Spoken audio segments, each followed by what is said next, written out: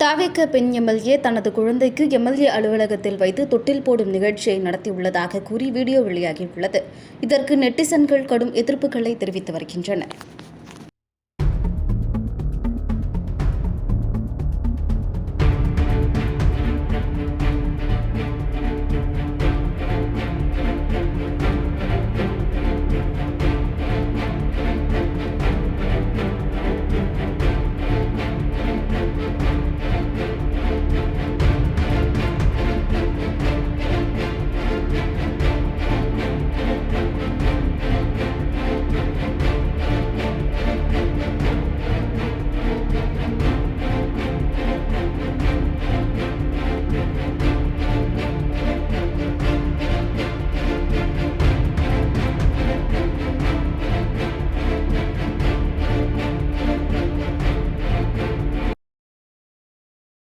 செய்திகளை உள்ளது உள்ளபடி தெரிந்து கொள்ள ரெஃப்ளெக்ட் நியூஸை சப்ஸ்கிரைப் பண்ணுங்க.